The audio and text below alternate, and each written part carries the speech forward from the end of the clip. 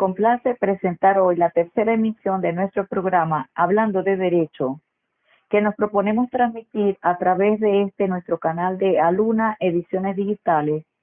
con la intención de abrir un espacio para la difusión de temas relativos a aspectos teóricos y prácticos de la ciencia del derecho que hoy parecen sucumbir ante una visión puramente técnica del fenómeno jurídico, con poco respeto por los principios generales del derecho incardinados en la doctrina de los autores. Los actores judiciales, tanto funcionarios del sistema como los abogados en el libre ejercicio de la profesión, lucen cada vez más alejados del postulado constitucional que proclama que el proceso es el instrumento fundamental para la realización de la justicia, la cual solo se logra cuando unos y otros practican el derecho con ciencia y con conciencia. Como diría el profesor Chiovenda de la Universidad de Roma, cuando el derecho se reduce a la pura técnica, es una desgracia. Del mismo modo que cuando se reduce a la pura ciencia, es una cuestión que no tiene sentido. Hoy, cuando la obra de los autores se haya disminuido a su mínima expresión en Venezuela y los colegios de abogados parecen orientados a negar la razón misma de su propia existencia, nosotros hemos querido contribuir modestamente con la apertura de este espacio, hablando de derecho, para que sirva de tribuna a disposición de los distintos actores judiciales. Es por ello que hemos invitado al doctor Javier Sosa, abogado litigante, profesor de pregrado y posgrado en la Escuela de Derecho de la Universidad Rafael Urdaneta y profesor de posgrado de las universidades del Zulia y Rafael Belloso Chacín, quien abordará un tema por demás interesante, tal y como nos señala el título del mismo: Constitucionalización del proceso civil. Dejo con ustedes al doctor Javier Sosa, a quien de antemano le agradecemos el haber aceptado nuestra invitación. Agradezco la oportunidad que se nos ha brindado de participar en una conversación dentro de un espacio ideado por la doctora Natalia Ocando, hablando de derecho, para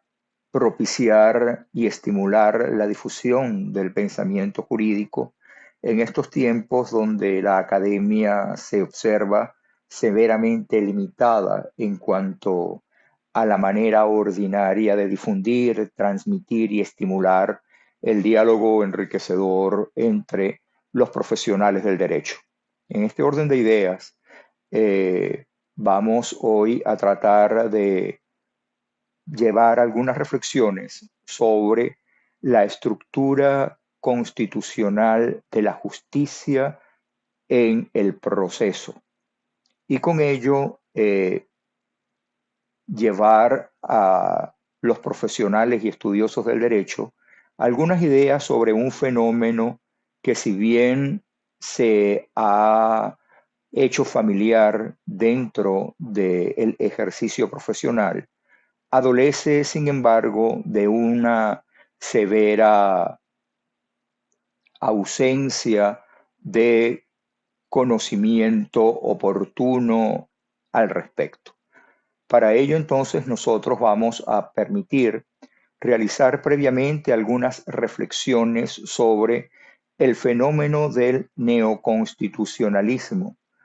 que sirve de marco para inscribir el más concreto fenómeno de la constitucionalización del proceso como técnica de creación normativa. Una de las consecuencias de la Segunda Guerra Mundial, en particular del holocausto nazi, de la pérdida de vidas en la estalinización de la Unión Soviética y del proceso de consolidación de la dictadura de Mao en China, es el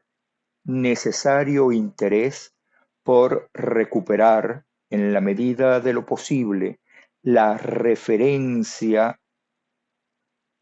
humana en el fenómeno normativo. Aquella reacción que produjo la agenda positivista, particularmente kelseniana, dentro del proceso de comprensión jurídica, había generado reacciones irreflexivas frente a la consideración axiológica del derecho, fenómeno que por demás venía desarrollándose progresivamente desde finales del siglo XIX. Esta reacción frente al justnaturalismo, que le consideraba un sesgo jurídico innecesario y nocivo para el desarrollo de la doctrina y la ciencia del derecho, aparejó que consideraciones de carácter axiológico, entre los cuales debemos incluir elementos éticos, sociales, antropológicos, culturales, fueran percibidos como intromisiones inaceptables dentro de la reflexión, de la práctica y la construcción del conocimiento jurídico. Y en este sentido, entonces, el derecho se va a convertir simplemente en una referencia de estructura y orden que se evaluaría en base a modelos de concreción lógica y de aplicación normativa basados en competencias y potestades. En este sentido, cualquier consideración de orden axiológico, cultural, sociológico era concebida como una innecesaria reflexión que aportaría poco y restaría en mucho del fenómeno jurídico. Recordamos en este sentido cómo en los juicios de Nuremberg los jerarcas alemanes encargados de administrar justicia, particularmente los jueces del Grundgericht, del Reichsgericht, afirmaban que ellos en ningún momento habían violentado el orden jurídico existente al dictar decisiones conforme a purgas de carácter nacional o xenófobo o autorizar la solución final de Hitler, que al contrario, ellos habían aplicado el derecho imperante en el Tercer Reich, aun cuando pareciera contrario a principios básicos de carácter ético o cultural. Esto, que se ha dado en llamar la vergüenza alemana, estimuló en la época de la posguerra a una reconfiguración y redimensionamiento del fenómeno jurídico desde una perspectiva que abrigara a la vez la seguridad propia que brindan elementos del positivismo jurídico con la necesidad de precaver argumentos esenciales que se compadecen con el carácter plurimo de las facetas del derecho. Se parte de la consideración de la complejidad fenoménica del derecho. El derecho no puede ser concebido exclusivamente como una instancia normativa de carácter escrito. Va más allá de ese poscitum, de ese derecho puesto o sancionado en textos escritos, para manifestarse como una realidad cultural y en este sentido de una complejidad particularmente intensa, tal como la cultura misma, de forma que cuando el operador normativo, cuando el profesional del derecho se acerca al fenómeno jurídico, deberá hacerlo con la convicción de abordar un fenómeno en el cual deberá asistirse de diversos modos o maneras de construcción de una solución normativa que no solo aparezca positivamente justificada según un orden de competencias y potestades, sino que también aparezca suficientemente justificada con buenas y oportunas razones capaces de salvaguardar elementos básicos de convivencia cultural tenidos por aceptables y mínimos dentro de una particular visión del mundo y de la vida. Es en este sentido que surge la fundamentalidad como nuevo referente axiológico, dogmático y positivo dentro del derecho. Cargado de una profunda experiencia histórica y ética propia de Occidente, la fundamentalidad ofrece un referente que aspira a convertirse en denominador común de la convivencia cultural internacional. Hasta ahora, solo es posible predicar esta identidad de aspiraciones y valores dentro de las sociedades occidentales, con una vocación de difusión y diálogo a nivel de las comunidades culturales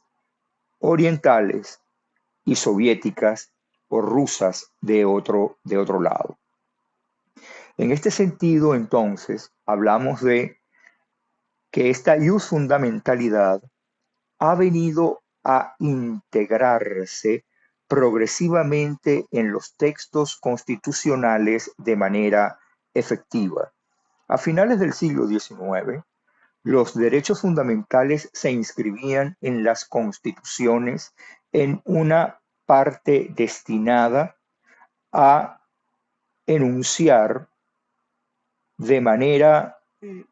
ejemplificativa como aspiraciones de carácter político, ético, moral, un conjunto de derechos que se consideraban básicos para el ser humano en su participación social y política. Sin embargo, la necesidad de salvaguardar estos derechos profundamente vulnerados en los procesos históricos antes enunciados va propiciando un cambio de consideración sobre la función, alcance y contenido de estos derechos o manifestaciones fundamentales. Y es así como a partir de la Constitución de Bonn de 1960 comienzan a integrarse como un conjunto de derechos y perspectivas axiológicas inmediatamente aplicables que van más allá de una mera aspiración de carácter ético o político para convertirse en una auténtica realidad de contenido normativo y de vinculación efectiva para los operadores. Y es en este sentido que comienza a elaborarse la concepción de el carácter normativo de los textos constitucionales referidos a la fundamentalidad y a los valores sobre los cuales se sustentan. Esta supremacía constitucional a la cual refiere nuestro artículo 7 de la Constitución Nacional en el sentido de ser norma que preside y permea todo el ordenamiento jurídico con aplicación inmediata y efectiva que conciben los hermanos con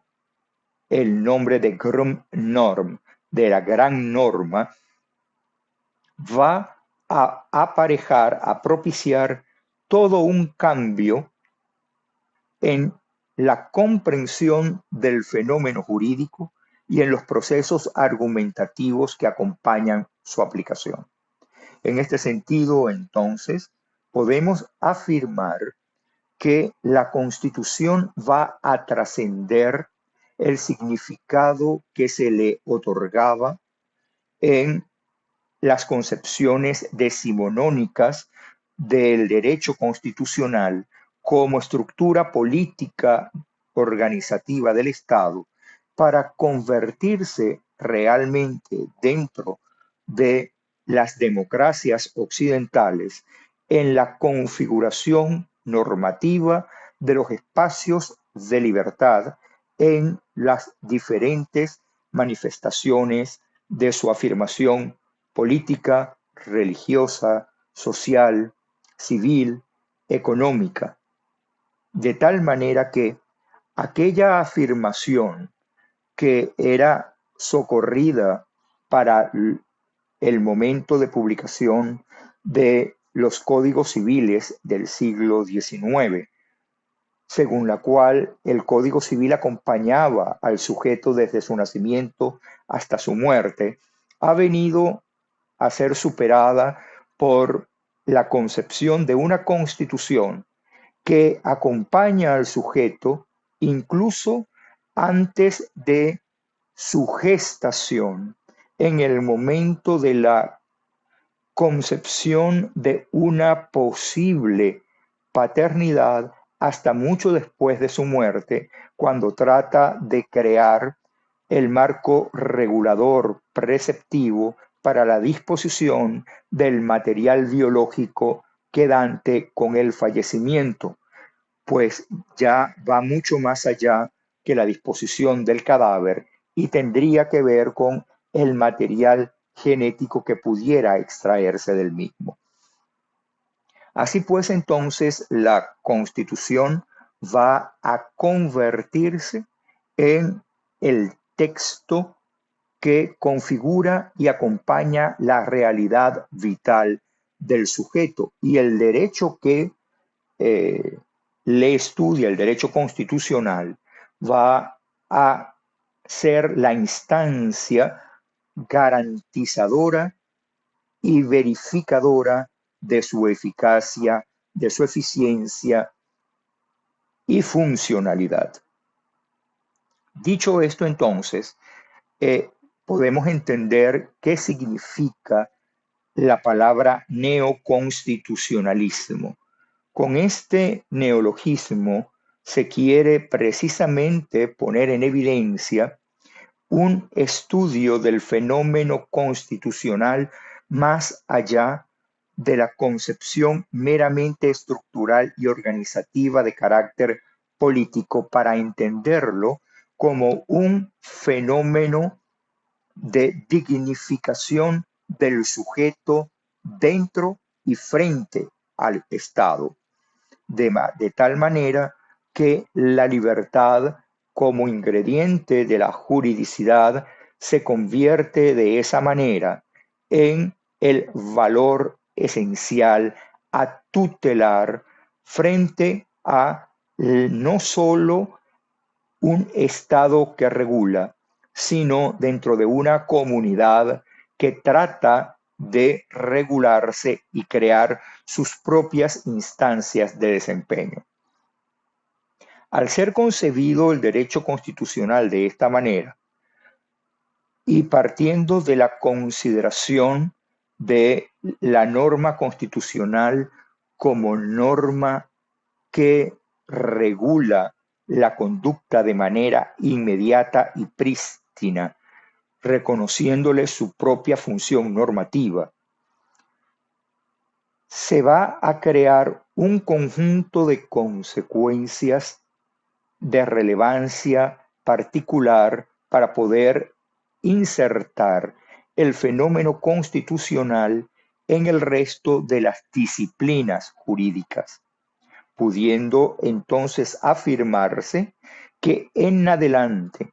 la fundamentalidad constitucional va a configurar no solo la cúspide de la jerarquía normativa, sino también informará la base de ella, haciendo clara la expresión de Roberto Dromi cuando alude que en los textos constitucionales se encuentran escritos los títulos de los grandes capítulos de todas las disciplinas jurídicas.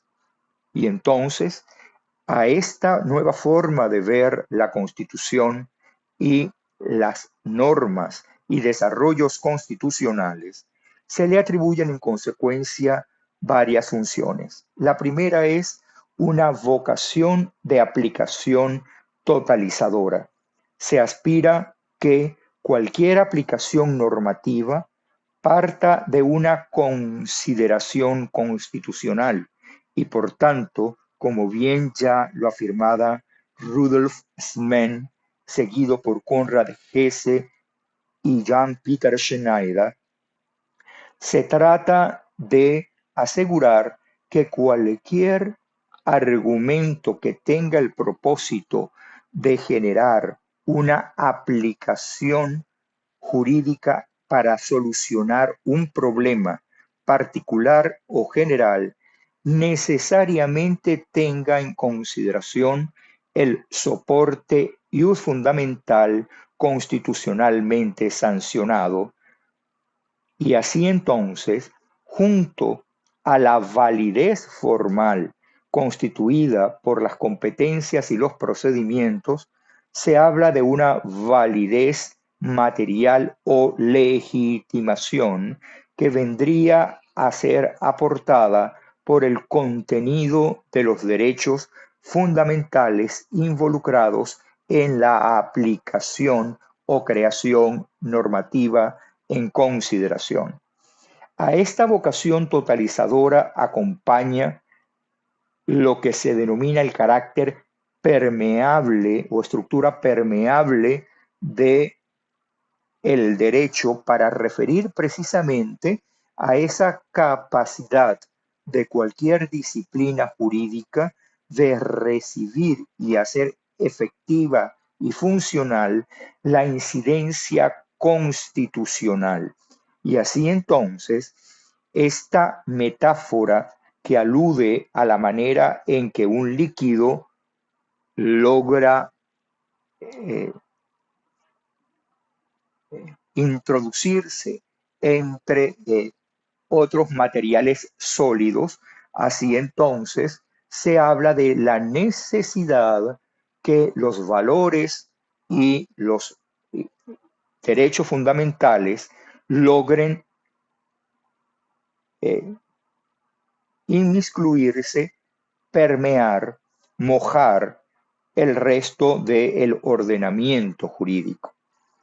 Junto con esta característica de permeabilidad, concurre la necesidad de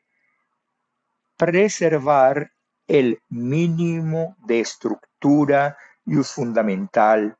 posible. Con ello, trata de significarse que dentro del derecho constitucional es posible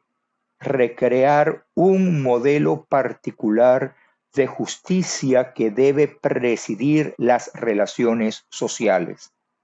Y con esto, el neoconstitucionalismo ingresa dentro de las escuelas metapositivistas, aquellas que observan en el derecho un plus, un adicional a la configuración normativa, y no necesariamente de carácter ético-religioso, sino valores de convivencia cultural que no son más que el reducto de la historia del occidente cristiano, que se hace racional y razonable. Así, en esta última instancia de permeabilidad de las disciplinas jurídicas ante el fenómeno constitucional, se convierte a la Constitución en instancia de legitimación o de validación razonable del conocimiento, reflexión y práctica jurídica, que precisamente trata de reconducir al operador normativo a ese particular modelo de justicia desarrollado en su interior. Estas consideraciones hacen necesario advertir que la incidencia de la iusfundamentalidad preceptuada constitucionalmente o concebida constitucionalmente en el resto de las disciplinas del derecho debe ser el resultado de un arduo trabajo argumentativo que no va a desplazar de ninguna manera las disciplinas tradicionales del derecho. Entiéndase que no es que la constitucionalización del fenómeno económico y en consecuencia la necesaria instancia constitucional de consideraciones de carácter tributario, contractual, patrimonial o sucesorio va a transformar a estas disciplinas en derecho constitucional. Como bien lo advirtió el Grundgericht alemán muy tempranamente en el fallo Luth, de lo que se trata es de asegurar que la instancia axiológica contenida en la estructura normativa de la Constitución sirva de guía e indicador al intérprete para dotar de sentido argumentativo a su labor de construcción. Y es en este sentido en que vamos a hablar de un proceso constitucionalmente concebido, es decir, un modo de creación normativa de una norma o regla de derecho particular individualizada que nosotros conocemos como derecho procesal que regula la función jurisdiccional del Estado. Para realizar las consideraciones que haremos a seguida, es necesario diferenciar el derecho procesal constitucional del derecho constitucional del proceso. Esto que parece un juego de palabras tiene un particular significado, como bien lo advierten Héctor Fix-Zamudio, Mauro Capelletti, García de Belaunde o Néstor Pérez Sagüez. Hablamos de derecho procesal constitucional para referirnos a los mecanismos jurisdiccionales que tienen el propósito de garantizar y hacer efectiva las estructuras y los elementos fundamentales directamente por aplicación de la Constitución. A este fenómeno de derecho procesal constitucional es a el que se refiere la tutela diferenciada, aquellos mecanismos que por sus particulares de brevedad, eficiencia, modo de extensión de la cosa juzgada, flexibilización de los elementos de legitimación e interés para recurrir, forman parte de ese conjunto de mecanismos previstos para la defensa mediata o inmediata, general o individualizada de la Constitución de un Estado. Frente a esta disciplina se opondría la configuración constitucional del proceso o el derecho procesal contenido en la Constitución. Y con ello entonces se hace referencia a aquellas instancias reconocidas como ius fundamentales que tienen el propósito de configurar y establecer los elementos y maneras básicas del conducirse y del actuar procesal. Esto es, de aquellos elementos o estructuras básicas que deben ser reconocidas en un proceso para configurarlo como fundamentalmente respetuoso y eficazmente jurídico. ¿Qué quiere decir con esto? Que con el derecho constitucional del proceso se van a desarrollar una serie de estructuras que permitirán configurar un mecanismo de concreción normativa, de creación de una norma jurídica individualizada que llamamos sentencia y su ulterior ejecución, que sea capaz de reconocerse dentro de un proyecto de justicia constitucionalmente configurado. Y es así entonces como ahora vamos a desarrollar estas estructuras que se conocen generalmente como los principios constitucionales del proceso, pero que observaremos que contienen otros sistemas y elementos de juridicidad. Lo primero que hay que resaltar es que el derecho constitucional del proceso configura un sistema que se reconoce dentro de la Constitución como regla de habilitación o regulación. ¿Qué significa esto? Que más allá de un conjunto disperso de principios, elementos técnicos, derechos, debemos concebirlo como una estructura reflexivamente creada y por tanto sistemáticamente concebida, de tal manera que a modo de un engranaje sus elementos convergen y coinciden en crear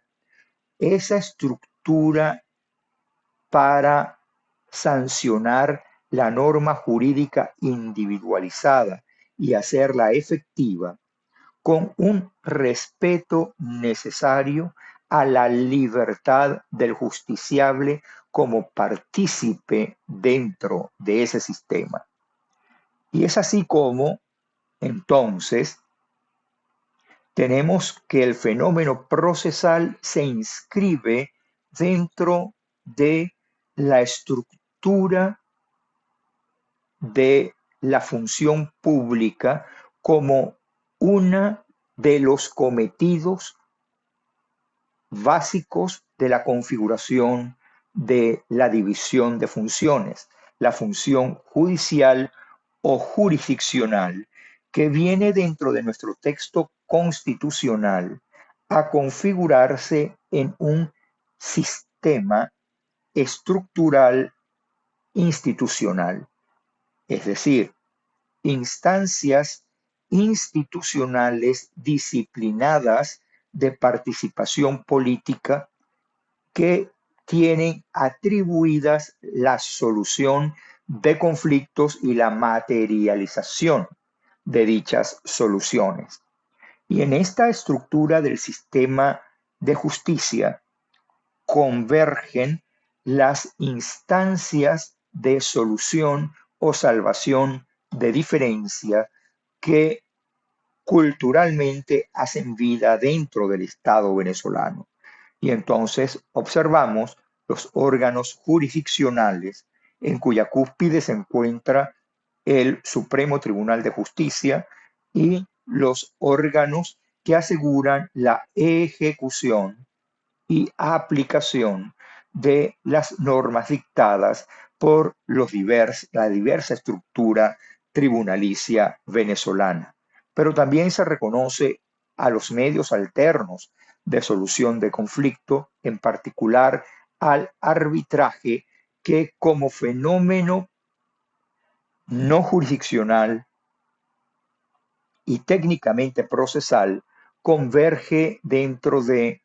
el sistema de justicia. También hay un reconocimiento a los modos ancestrales de solución de conflicto al reconocer a los modos de solución de conflicto de nuestras culturas indígenas la condición de miembros del sistema de justicia y así también a quienes como abogados, justiciables o funcionarios auxiliares de justicia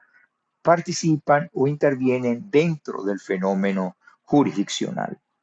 A esta configuración institucional va a coadyuvar elementos estructurales, procesales,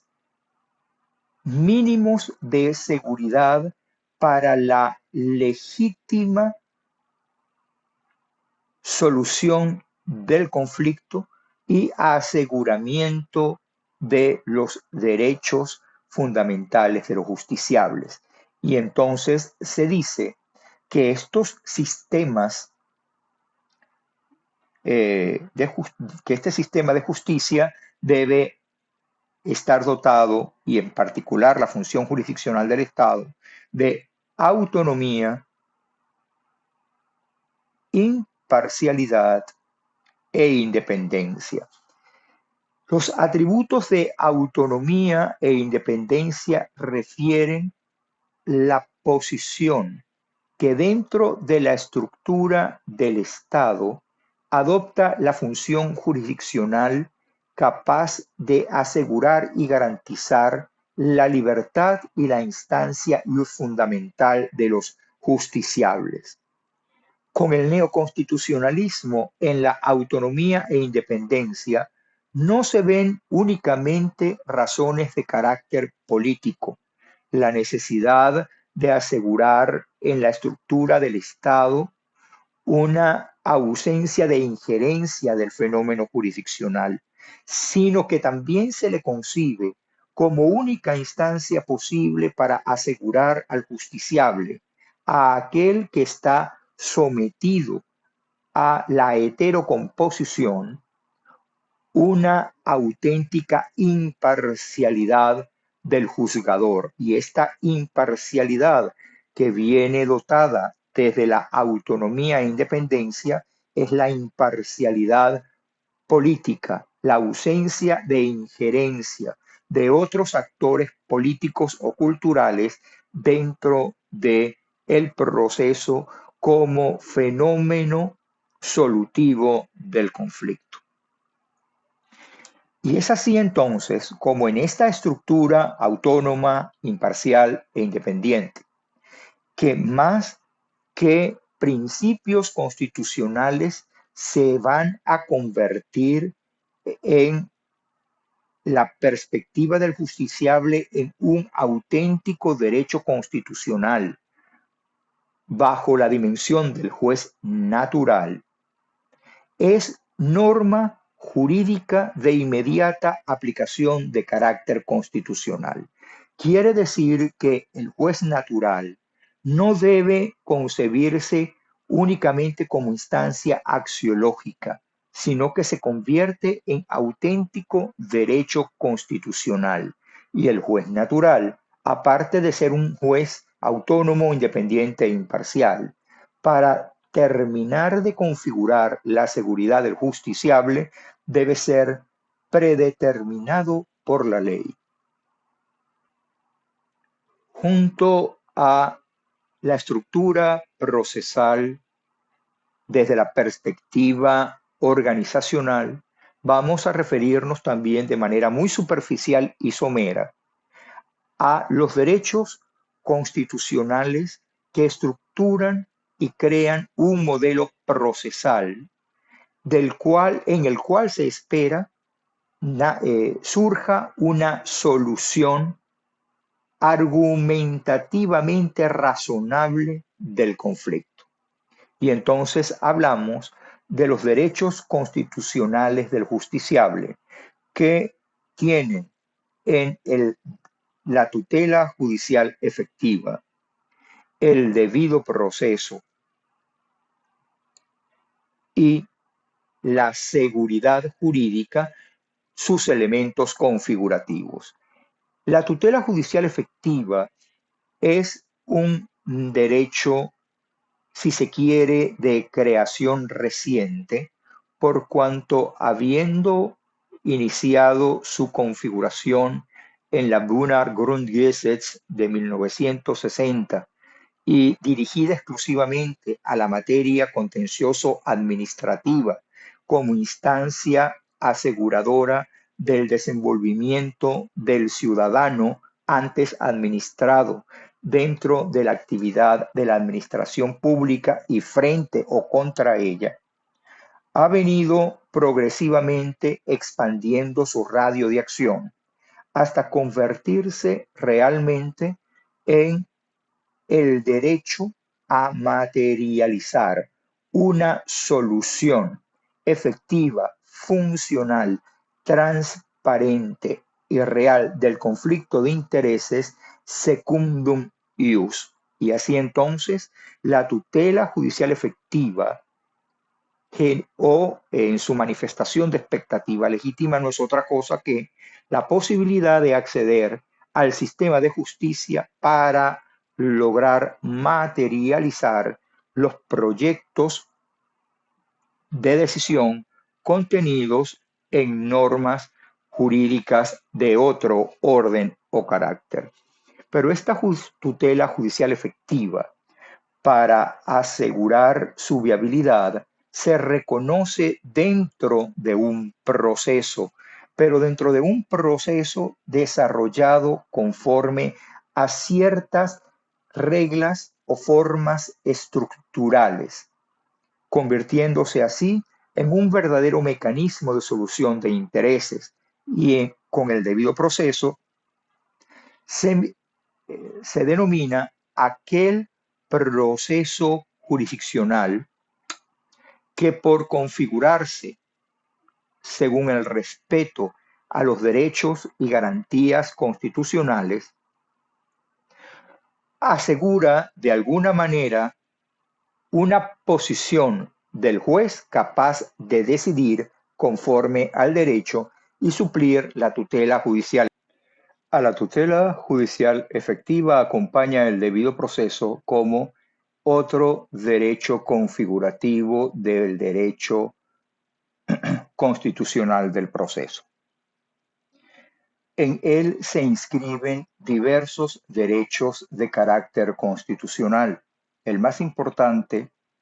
o trascendente dentro de la estructura total del proceso, desde su inicio al último acto de ejecución, es el derecho a la defensa, entendido como posibilidad de reacción ante la actividad procesal ajena. Esta posibilidad de reacción no solamente es argumentativa, sino manifiesta a lo largo de todo el procedimiento. Hay instancia de reacción probatoria cuando los justiciables hacen uso del derecho de contradicción,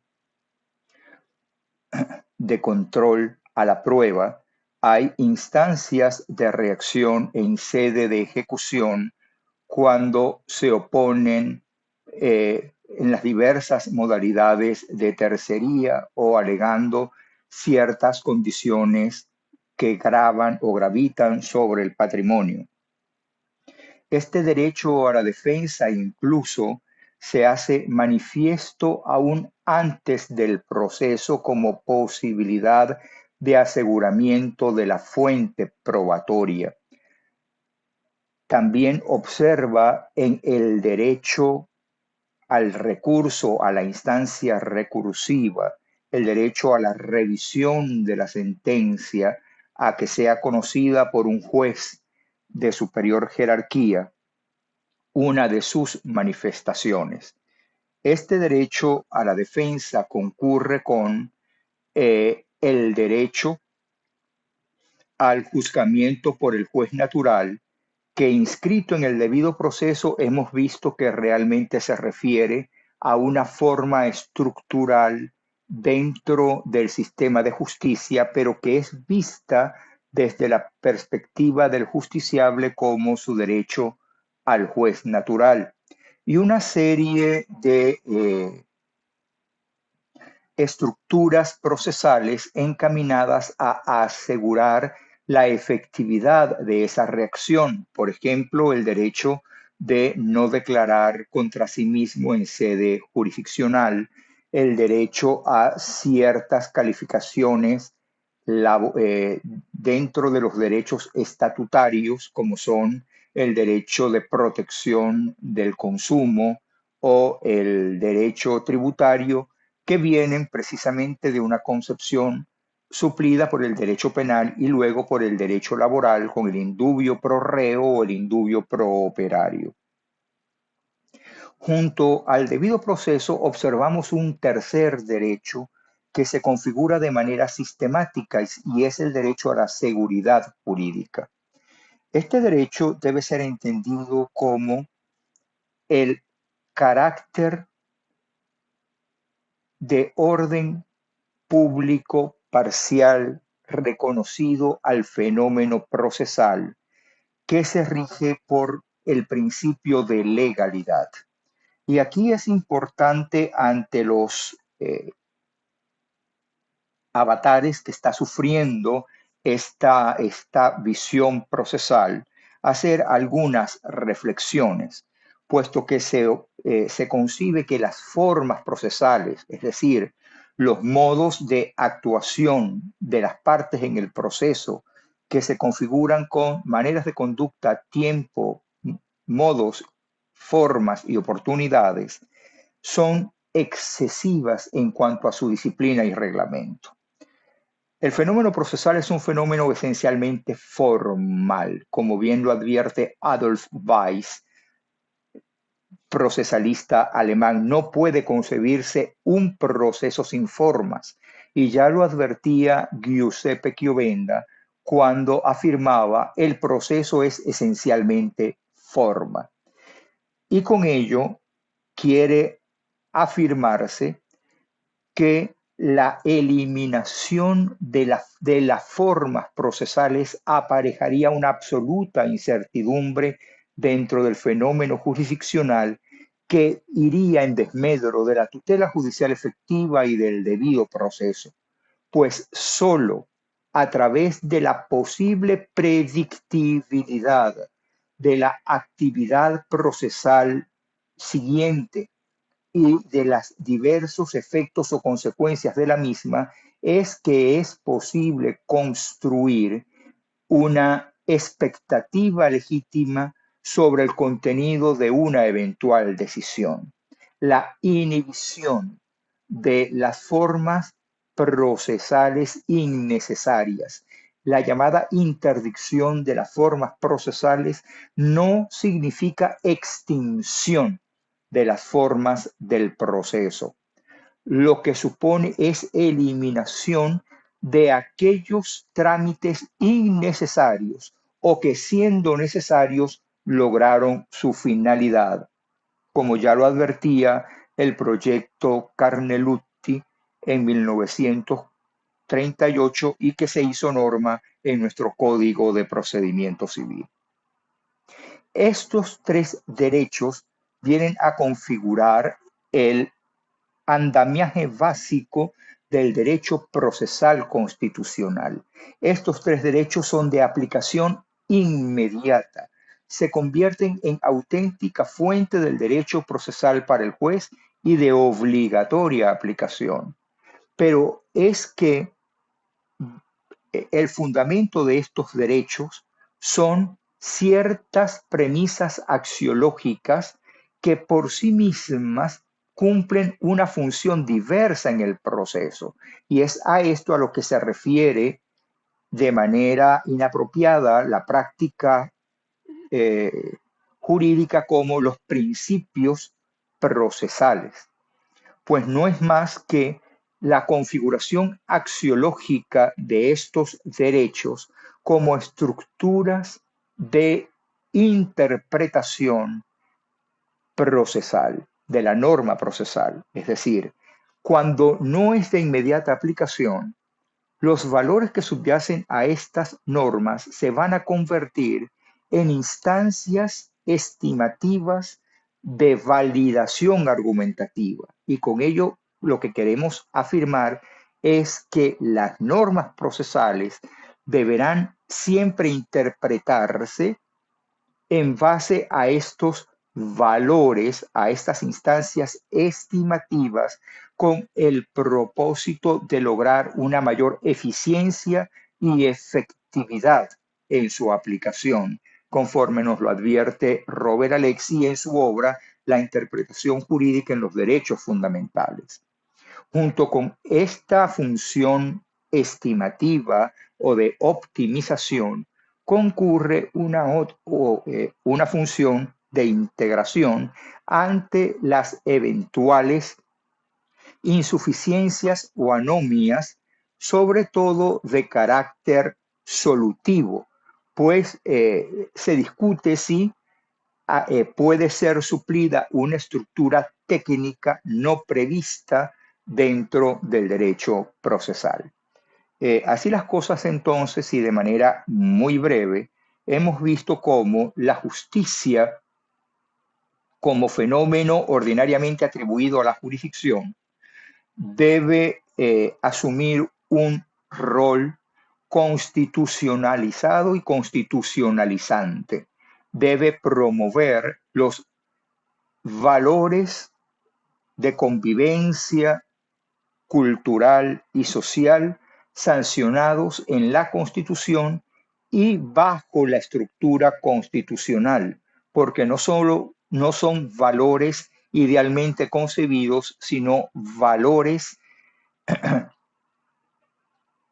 desarrollados conforme a un texto concebido por el legislador y el constituyente. Y así entonces hemos concluido nuestra exposición dando nuevamente las gracias a este espacio que nos permite dialogar y compartir algunos fenómenos de carácter jurídico.